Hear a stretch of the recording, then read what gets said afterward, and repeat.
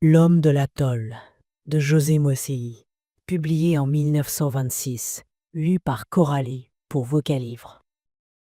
Il pouvait être 4 heures de l'après-midi.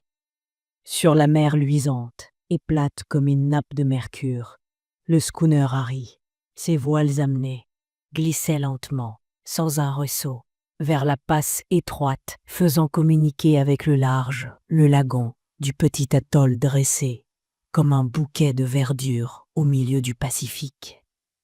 Mathias Larsen, skipper, capitaine de l'Harry, avait pris la barre. Depuis 30 ans qu'il y naviguait, il connaissait parfaitement le moindre îlot des mers du Sud. Dans les passages délicats ou dangereux, il ne se fiait à personne, fut au meilleur pilote kanak pour guider son navire.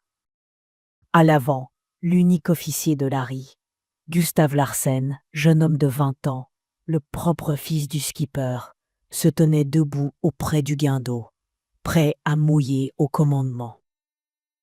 Car les passes des atolls sont traîtresses. Elles ne sont jamais pareilles. Le corail, animal ou plante, pousse, bâtit, monte sans arrêt. Il y a bien les courants, les marées, les cyclones qui le balaient, qui l'effritent. Mais les courants sont changeants, les cyclones irréguliers, les marées de force inégale. À la vérité, les plus récentes cartes assuraient que le chenal de Ramirez était absolument sain. Une passe encore, flanquée de rivages à pic, sans aucun obstacle. Mais Mathias Larsen ne se fiait pas aux cartes. Et puis, il avait à son bord un oiseau de malheur. C'était lui qui le disait. Un détective, Jack Cavendish, qu'il avait été réquisitionné de transporter jusqu'à Ramirez, et qui se tenait présentement assis sur le panneau de la cale, indifférent au féerique spectacle de l'atoll. Le schooner, poussé à la fois par le courant et par son diesel, s'engagea dans l'étroit passage, et en quelques instants, se trouva dans l'eau calme du lagon. Tout autour de la minuscule nappe d'eau, qui devait mesurer moins de 100 mètres sur 200, les cocotiers au tronc tordu, contournés par le vent de mer, cachaient le rivage, poussant jusque dans l'eau. Aucune trace d'être humain. L'atoll paraissait entièrement désert.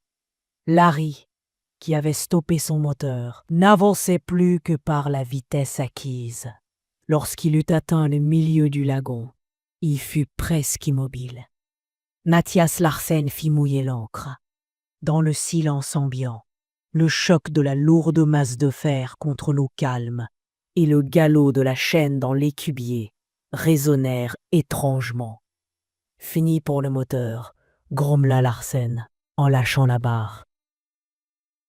Il essuya de sa lourde main, ornée d'un grappin symbolique, tatoué entre le pouce et l'index, son front moite de sueur, et s'adressant au mécanicien, un gros Marseillais appelé Touloupe, échoué à bord de l'Harry, à la suite d'aventures inconnues, et qui venait de surgir de l'écoutille du moteur, maugréa. « Vive, Frenchy! On va boire un petit whisky.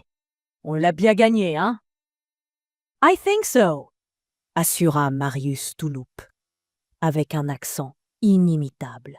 Quelques instants plus tard, Mathias et Gustav Larsen, le père et le fils, Marius Touloupe et Jack Cavendish, le passager détective, furent attablés à l'arrière, autour d'une gargolette d'eau fraîche et d'une bouteille de vieux whisky, à l'abri de la petite tente de la dunette.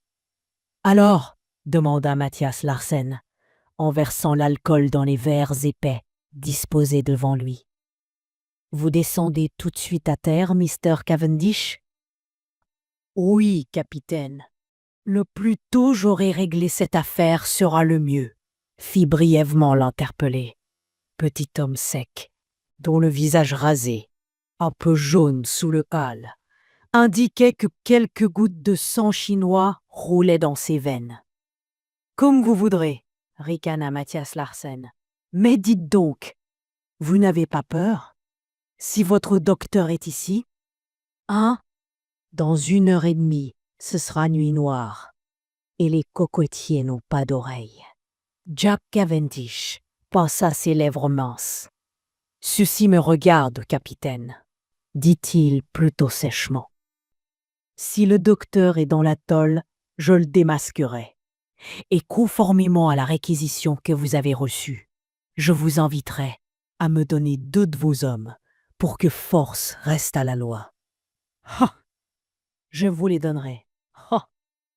Si on m'avait dit que moi, Mathias Larsen, je ferais nos constables, je ne l'aurais pas cru. Je croyais avoir fait tous les métiers dans ma chienne de vie. Je m'étais trompé. Allons, à la nôtre, de santé, et à la vôtre surtout, inspecteur. » Les vers furent choqués, non sans que Jack Cavendish eût marqué par une grimace combien il croyait peu à la sincérité du toast de Larsen. Pendant les 4 jours qu'avait duré la traversée du schooner depuis le départ de Suva, il n'eut pas de sarcasme que son skipper n'avait décoché au détective. Toutes les occasions lui avaient été bonnes.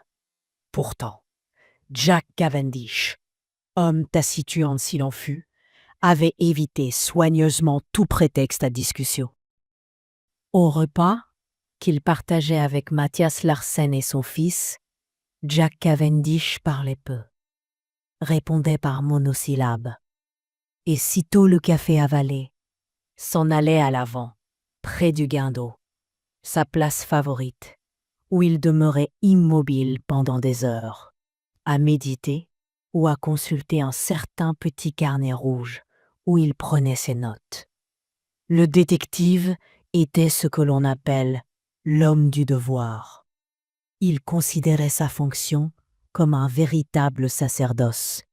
Présentement, il était à la poursuite du docteur Dan Richardson, un médecin américain établi à Suva depuis une 15aine d'années, et qui était accusé d'avoir empoisonné le riche chinois, Afu, négociant en nacre et en perles, à qui il fournissait de l'opium au moyen d'ordonnances de complaisance. Le docteur Richardson, c'était de notoriété publique, jouait gros jeu à son club. Et pendant les quelques jours ayant précédé la mort du Chinois, il avait éprouvé de fortes pertes. Aussi, l'accusation prétendait-elle que le médecin avait assassiné Afu pour ne pas restituer les fortes sommes que le Chinois lui avait avancées. Qu'y avait-il de vrai en tout cela? Les avis étaient partagés à Suva. Mais une chose était certaine, c'était que le docteur Richardson était venu à 5 heures de l'après-midi, au bungalow habité par Afu, avec qui il avait pris le thé, et que, quelques minutes après le départ du médecin, le boy du négociant asiatique avait trouvé son maître étendu, raide mort, dans sa chambre à coucher. L'autopsie du Chinois avait révélé qu'il était mort de l'absorption d'une dose de digitaline, un des poisons les plus terribles qui soient. Un poison que seuls les pharmaciens et les médecins peuvent se procurer. L'enquête avait démontré l'innocence des 4 pharmaciens de Suva. Quant au docteur, qui avait su par une indiscrétion les résultats accablants de l'autopsie, il avait disparu. L'on croyait qu'il s'était caché à bord d'une goélette en partance, la Tetiaroa.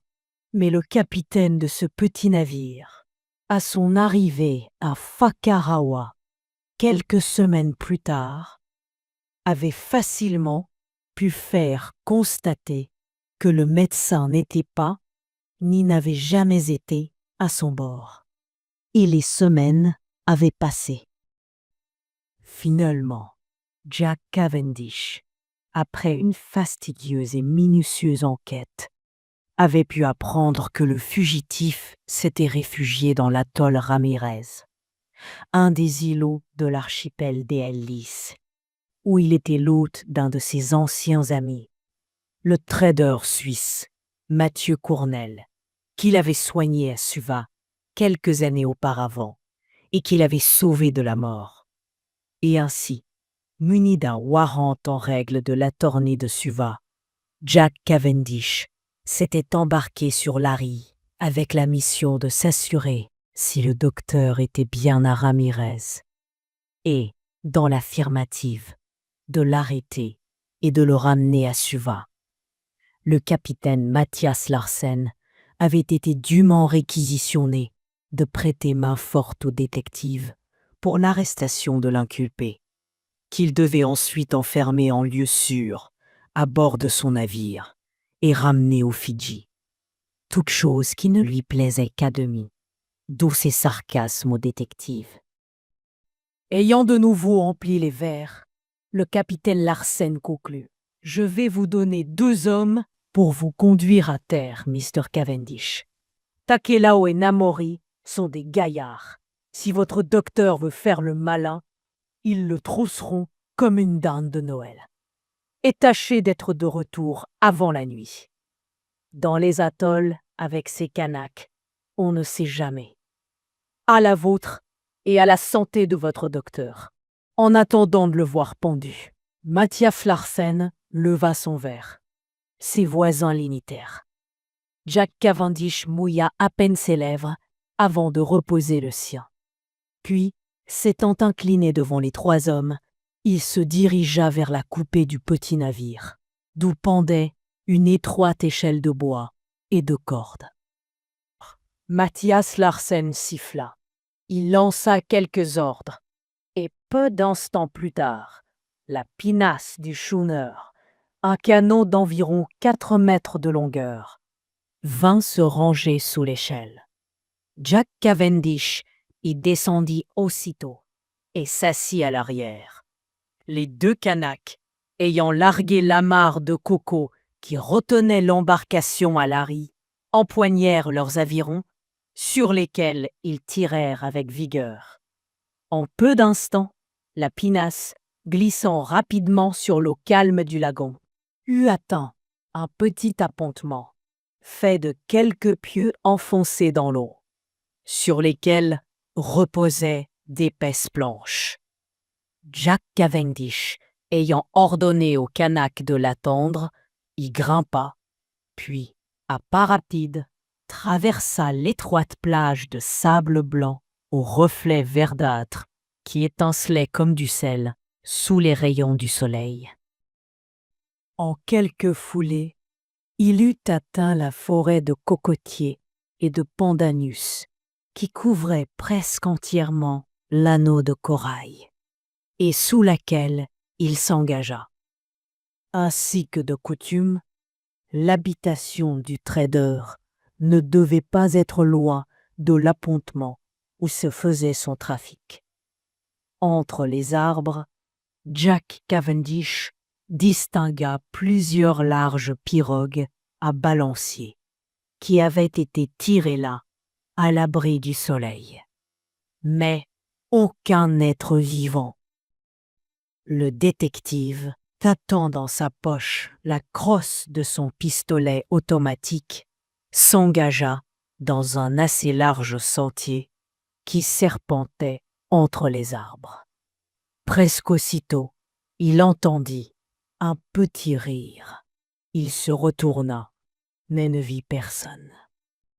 Il continua à avancer et, brusquement, déboucha devant une clairière presque entièrement occupée par une grande maison de bois entourée d'une véranda et à peu de distance de laquelle était érigé un hangar composé d'un toit de chaume soutenu par des troncs de cocotiers, à peine écorcés.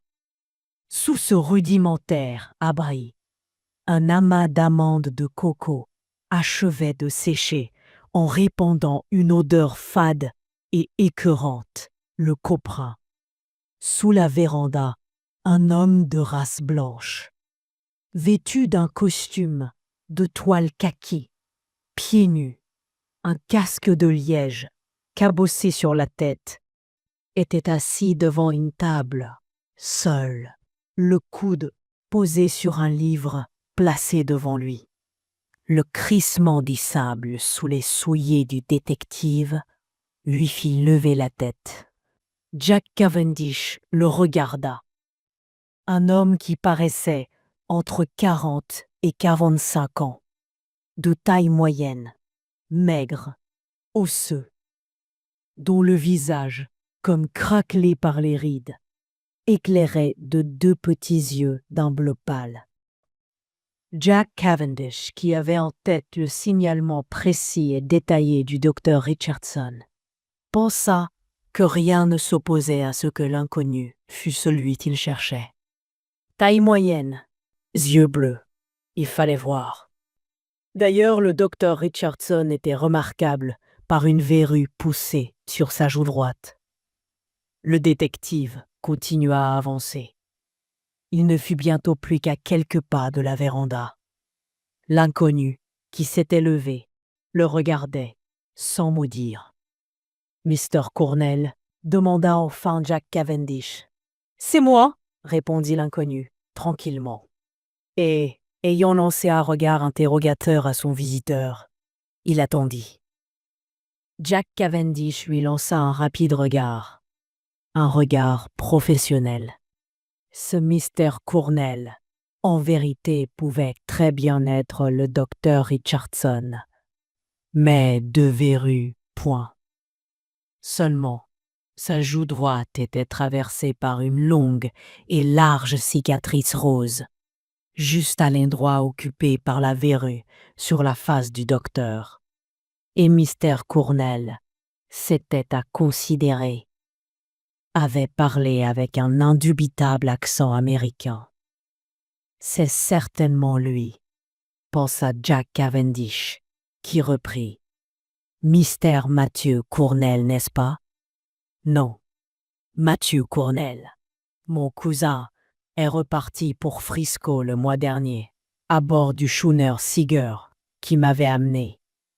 Mathieu Cornell, qui est mon cousin, m'a cédé son affaire. Je le remplace. Je suis Louis Cornell, pour vous servir. Quoique je doive vous dire que, cette année, toute la récolte du copra de l'atoll est déjà vendue par mon prédécesseur. Je ne suis pas venu pour acheter du copra, observa Jack Cavendish, qui avait continué à marcher, et n'était plus qu'à 2 mètres du plancher de la véranda où se tenait Louis Cornell. « Ah » fit ce dernier, d'un ton interrogateur. « Je suis venu pour appréhender le docteur Richardson, que j'ai des raisons sérieuses de savoir, dans ses kilos, » acheva le détective, en regardant en face le trader. Celui-ci ne s'émut pas. « Le docteur Richardson » dit-il. « Quel docteur Richardson ?»« Le docteur Richardson de Suva, qui a empoisonné le Chinois Afu. Je suis le brigadier détective Jack Cavendish, et j'ai sur moi un warrant pour me saisir de lui.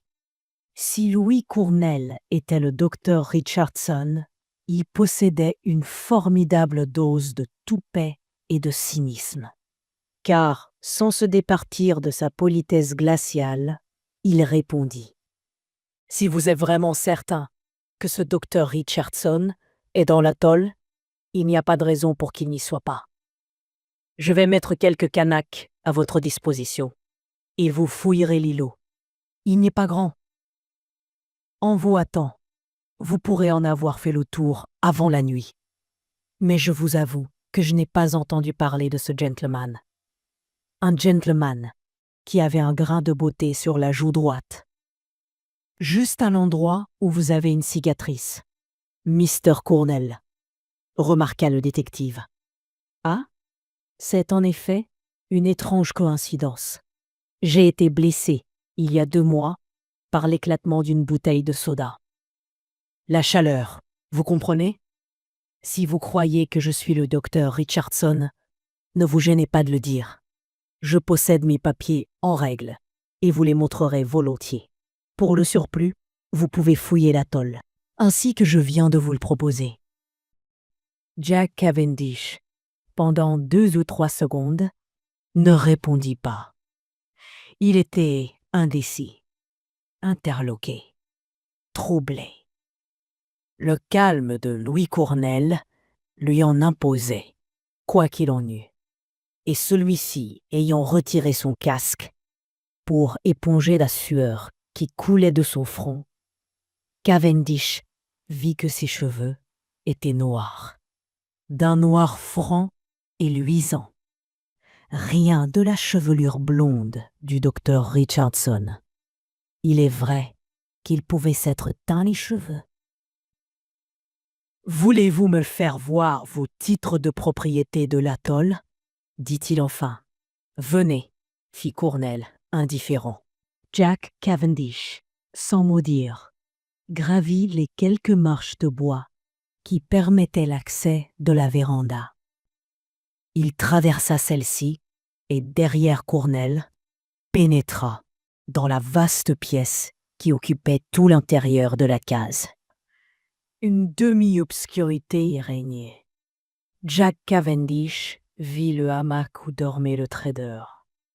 Une table, quelques escabeaux de bambou, des crochets de bois où étaient suspendus des engins de pêche et de chasse.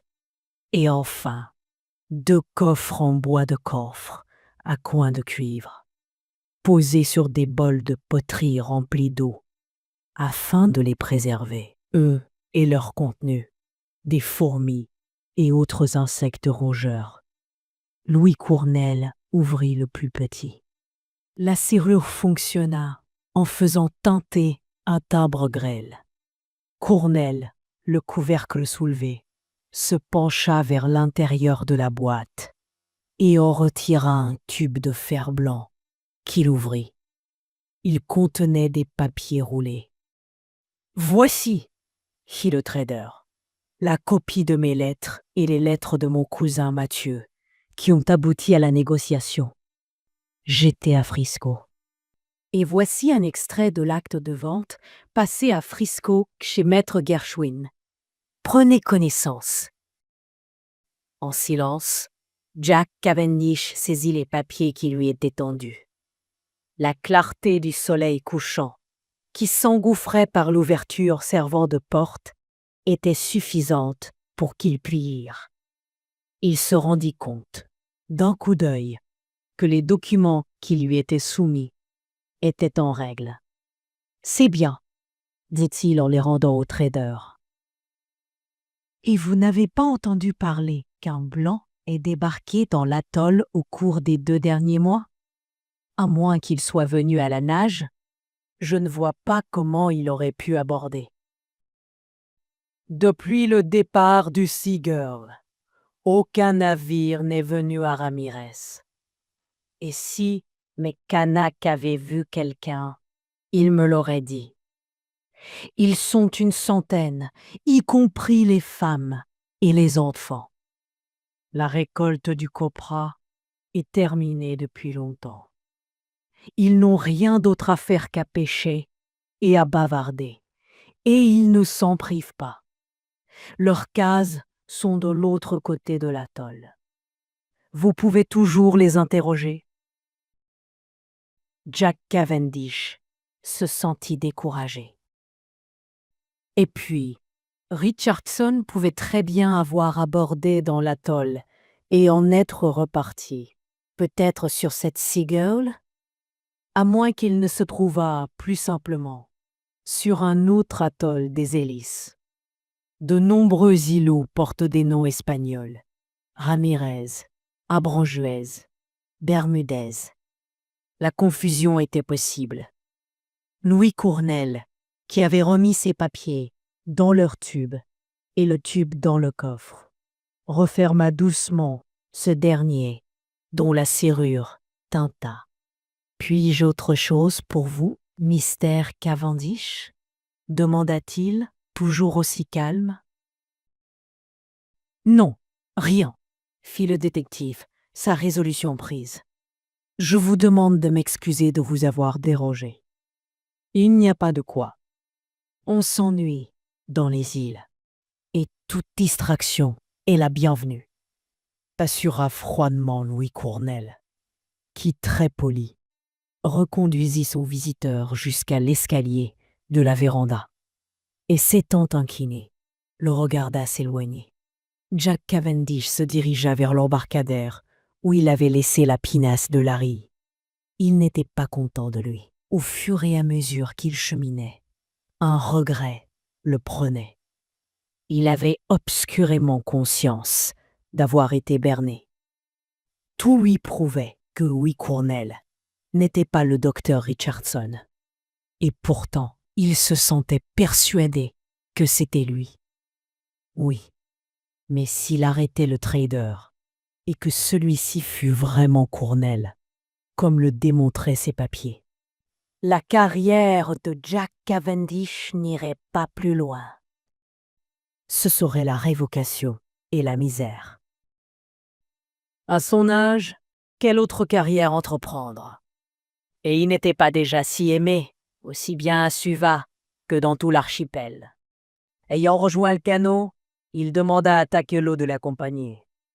Takelo, qui occupait à bord de Larry les fonctions de bossin, maître d'équipage, ne manquait ni d'astuce ni d'intelligence.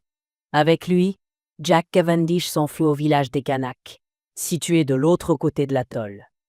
Une vingtaine de misérables cases de roseaux, entre lesquelles les femmes pilaient des racines de taro ou écaillaient des poissons. Les hommes dormaient sous les cocotiers voisins.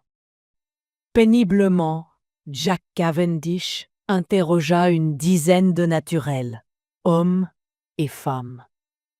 Il ne reçut que des réponses évasives, incertaines. Un blanc était venu sur la Seagirl. Ce blanc était resté à la place de Mr. Cournel. Et Mr. Cournel était reparti. Et il était venu aussi d'autres blancs sur la Seagirl. Et ils étaient repartis aussi. Impossible d'obtenir des précisions ou des signalements. Pour les pauvres Kanaks, les Blancs se ressemblaient tous. Dégoûtés, écœurés, Jack Cavendish rejoignit la pinasse, qui aussitôt vogua vers Larry, qu'elle accosta quelques instants avant la disparition du soleil. « Well, vous ne ramenez pas le médico ?» ricana Mathias Larsen, comme Jack Cavendish mettait le pied sur le pont. « Il n'est pas dans l'atoll. Nous pourrons appareiller lorsque vous le voudrez, capitaine, » répondit sèchement le détective. « Demain, alors, car je veux profiter de notre escale pour faire un peu d'eau, » dit le skipper. « Ah, c'est détective. Vous vouliez vous offrir une petite traversée dans les îles aux frais de l'administration. Et, ah, vous remontez dans mon estime, cop, agent de police. » Jack Cavendish, exaspéré, lui tourna le dos. Le dîner, à la lueur des fanaux, fut plutôt maussade, en dépit des plaisanteries de Mathias Larsen. Celui-ci eut beau interroger le détective sur sa visite à terre, il ne reçut pas de réponse, sinon un « allez-y voir, si ça vous intéresse ». Finalement, tout le monde se coucha. Au petit jour, ainsi que de coutume, lorsque le schooner était à l'ancre, tout l'équipage fit sur le pont. Pendant que les 4 matelots Kanaks descendaient dans la chaloupe les barils destinés à être amenés à terre et emplis d'eau douce, Gustave Larsen, en court caleçon de grosse toile, se livra aux joies de la pleine eau. Tandis qu'il s'ébattait autour de Larry, son père, pipe en bouche, entreprit une fois de plus Jack Cavendish, qui, en attendant le déjeuner, s'était, à son habitude, installé sur le panneau de la cale et feuilletait pensivement son petit carnet de notes. « Hello, cop, on a bien dormi?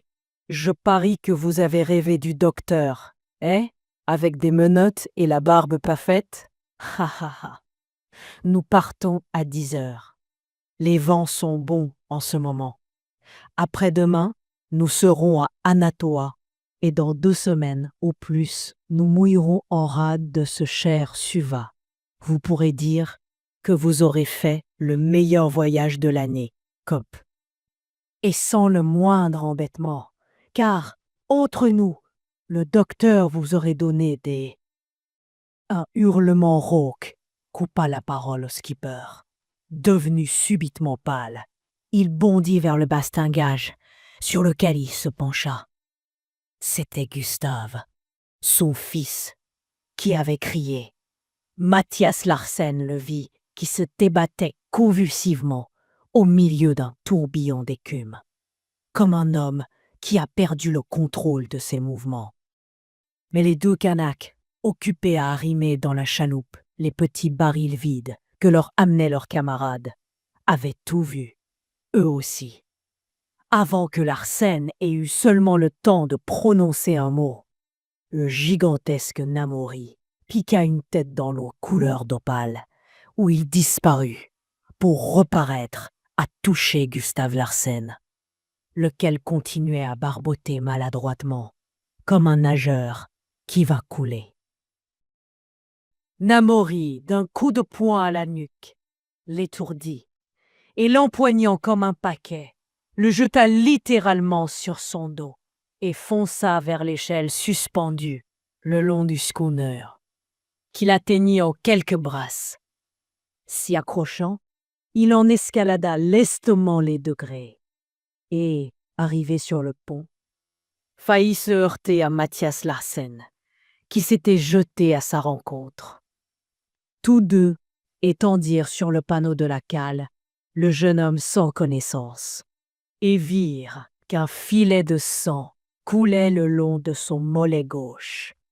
Celui-ci était déjà enflé. Le sang suintait de 2 petits points noirs, éloignés de moins d'1 centimètre, autour desquels la peau, devenue dure et tendue, couleur jaune citron, était auréolée de violet. « Kaina! No good! » murmura Namori, en se secouant comme un chien. « Go to hell! » « Va au diable !» gronda Mathias Larsen. Il savait aussi bien que le Kanak ce qu'était le Kaina, la petite anguille du corail, dont la morsure est presque toujours mortelle. Seule l'amputation du membre peut sauver le patient lorsqu'elle est faite à temps. La face subitement durcie, le skipper bondit vers le gréement et de son couteau trancha à l'extrémité de la drisse de pavillon du grand mât. Revenant alors vers le blessé, il enroula la mince cordelette autour de son jarret, au-dessus de la piqûre, et se servant d'un cabillaud en guise de tourniquet, serra la drisse jusqu'à ce qu'elle se fût enfoncée dans les chairs qui bleuirent. Il arrêta le tout par 2 demi-clés bien serrées, et se redressant, lança à la ronde un regard d'angoisse ardente, comme s'il eût espéré apercevoir quelque secours surnaturel. Il ne vit que Jack Cavendish qui, debout à quelques pas, immobile, le regardait. « Vous croyez vraiment que le docteur Richardson n'est pas dans l'atoll ?» demanda-t-il d'une voix âpre. De la main, le détective esquissa un geste évasif. « Qui peut savoir ?» répondit-il seulement. Mathias Larsen lui jeta un regard méprisant et, tournant brusquement les talons, clama. « Takelao! Namori! À la pinasse! Vite! Sans même songer à prendre un couvre-chef, il était nu-tête. Le skipper bondit vers la coupée. Il dédaigna d'emprunter l'échelle et sauta dans l'embarcation, qui résonna sous le choc de ses pieds. Les deux Kanaks les rejoignirent aussitôt. Déjà, il avait largué la bosse qui retenait la pinasse. Celle-ci, sous l'impulsion vigoureuse des rameurs, glissa rapidement sur l'eau calme. Moins de 5 minutes plus tard, Mathias Larsen arrivait devant la maison de Louis Cournel, qu'il aperçut devant son hangar à Copra. En quelques foulées, il le rejoignit et, le saisissant par le revers de sa veste de toile, il souffla. « Docteur, vous allez venir avec moi. Mon fils a été piqué par une anguille. Il faut l'amputer. C'est une affaire de minutes. J'ai une trousse d'urgence à bord. Vite !» Louis Cournel, ou quel qu'il fût, possédait un sang-froid formidable. D'une secousse, il se dégagea. « Vous vous trompez, mister, » dit-il avec calme. « Je suis Louis Cournel, trader. Si c'est le détective qui vous a renseigné, il a commis une mauvaise action. »« Pas de blague. No shenanigans », gronda Mathias Larsen, en serrant convulsivement le bras du trader. « Vous êtes le docteur Richardson. Vous avez eu cet imbécile de détective. Mais moi, je vous connais. Je vous ai vu à Suva, au Sporting Club et à la Pacific Cobra Association. Venez. Mon fils est en train de mourir. Vous comprenez? En train de mourir. Peut-être qu'il est trop tard déjà. » Louis Cournel avait légèrement pincé les lèvres. « Lâchez-moi, » dit-il, sans perdre son calme. « Je vous ai dit que vous vous trompiez. Je vous le répète. Croyez bien que je regrette infiniment de n'être pas l'homme que vous croyez. » Mathias Larsen grinça des dents. Ses yeux lancèrent des flammes. « Si, vous êtes le docteur Richardson. Je pourrais. Non, venez, ayez confiance en moi. Ma parole d'homme que vous pourrez retourner ici, je vous la donne. La parole de Mathias Larsen. Vous savez ce qu'elle vaut. Quant au maudit détective, je m'en charge. Vous comprenez? Sabé, venez. Mon fils va mourir, Doc. Vous n'allez pas le laisser crever comme un chien. Mon fils, venez. » Louis Cournel était toujours aussi calme. Mais il dit « Je vous répète que je ne suis pas celui que vous croyez, capitaine. Mais j'ai fait quelques études médicales. Et peut-être... Enfin, je vais essayer d'opérer votre fils. Vous avez ce qu'il faut? Oui, tout. On se débrouillera. L'essentiel est de faire vite. Venez, s'écria le skipper de Larry, en entraînant Cournel. Je viens. Tous deux, en quelques rapides foulées, furent sur la plage. Ils s'embarquèrent lorsqu'ils mirent le pied sur Larry. Gustave Larsen était toujours étendu sur le panneau de la cale. Sa jambe tout entière, depuis les doigts de pied jusqu'à la ligature confectionnée par son père, avait enflé et s'était marbrée de vert et de violet. « Nous allons opérer ici », fit Louis Cournel, après un rapide examen du blessé, qui n'avait pas repris connaissance.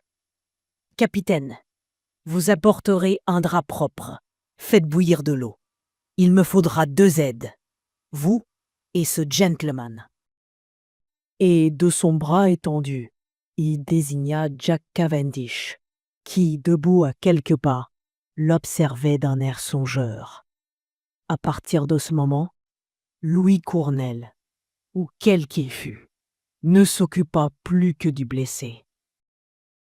Sur ses ordres, donnés d'une voix calme, égale, un drap propre fut étendu sur le panneau de la cale. Gustave Larsen y fut étendu. Larry, conformément au règlement du Board of Trade, avait à son bord une boîte de chirurgie d'urgence. Louis Cournel y passait tous les instruments à l'eau bouillante. Il se lava les mains.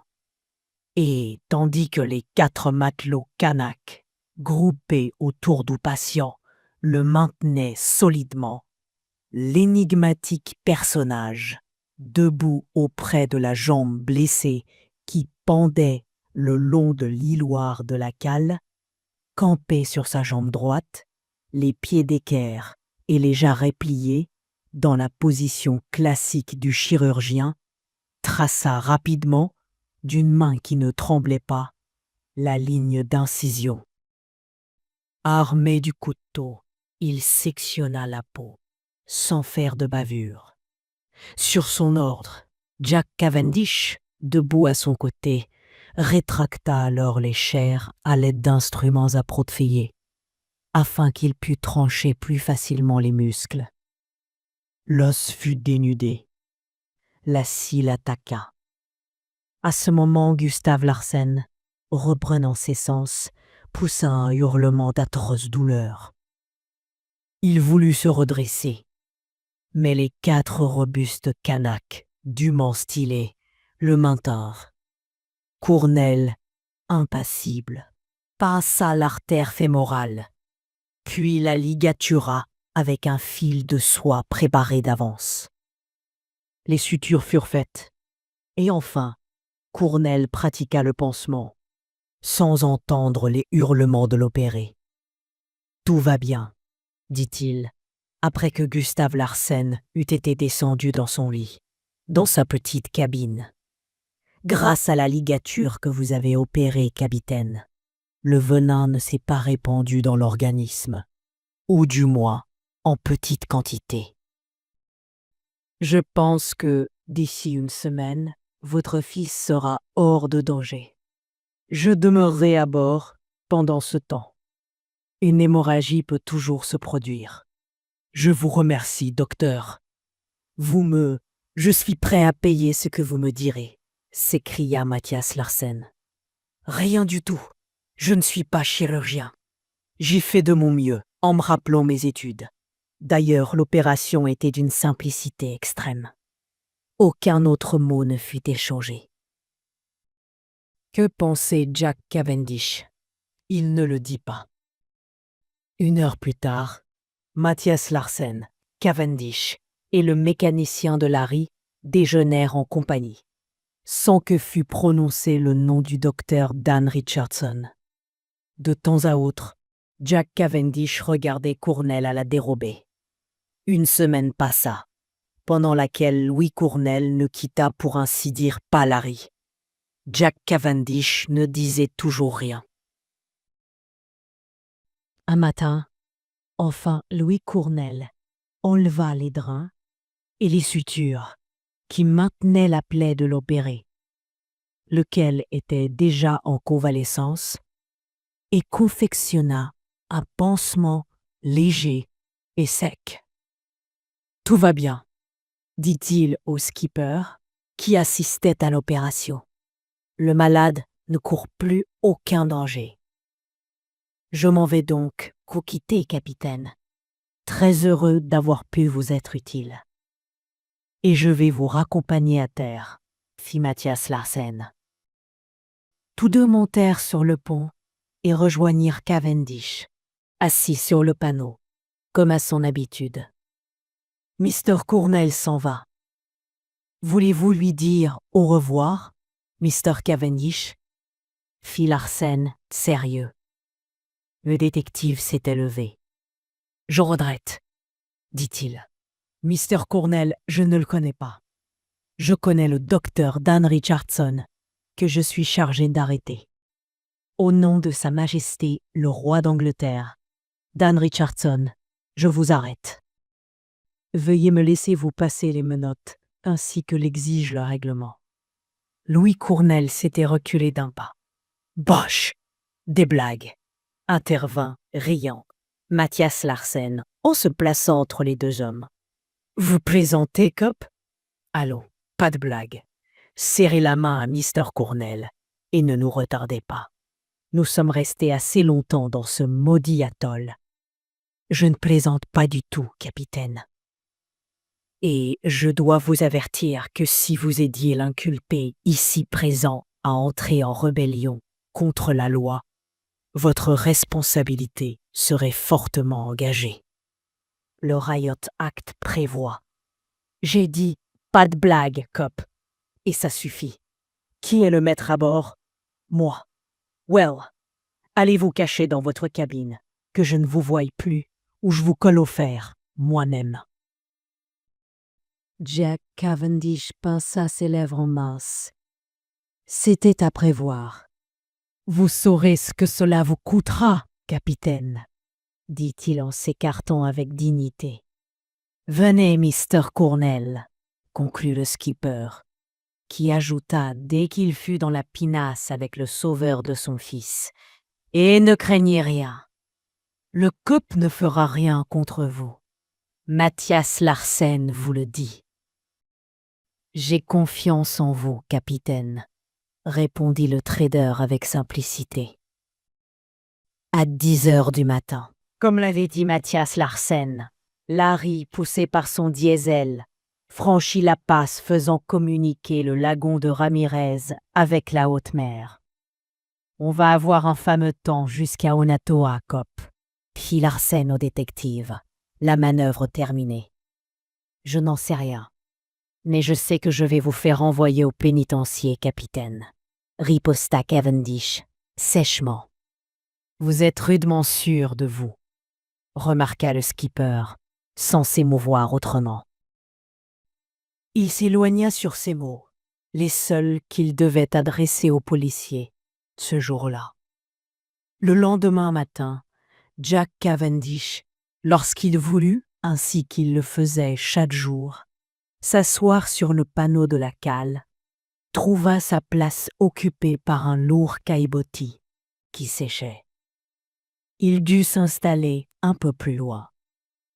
Peu après, Mathias Larsen s'en fut sur le gaillard, où il s'assura que les ancres étaient bien saisies. En revenant vers l'arrière, il s'arrêta, leva la tête vers l'écoute de la voile d'étai et sembla se livrer à un rapide calcul mental. Se penchant alors vers le taquet où était amarrée l'écoute, il desserra légèrement celle-ci et s'en revint vers l'arrière, où il s'assit, pipe en bouche, sur le couronnement. 1 minute ne s'était pas écoulée qu'une risée secoua violemment la voile d'étai. L'écoute se tendit en claquant. Son amarrage, desserré, céda. La corde glissa en sifflant autour du taquet. La voile, n'étant plus retenue, battit avec force, entraînant la poulie accrochée à son angle inférieur, laquelle poulie décrivit une foudroyante trajectoire. Sur le parcours de cette trajectoire se trouvait la tête de Jack Cavendish. Le détective, le crâne éclaté net, comme un œuf, tomba à la renverse, sans même pousser un cri. Dans la soirée, Mathias Larsen, avant de prendre le quart, traça ces mots de sa grosse écriture sur le journal de bord. Ce matin, vers 6 heures, la poulie d'écoute de la voile d'étai, mal amarrée, a atteint à la tête Mr. Jack Cavendish, notre passager, qui a été tué sur le coup. Nous l'avons immergé à 4 heures le même jour, avec le cérémonial d'usage. Conformément à la loi, j'ai placé ses bagages sous scellés.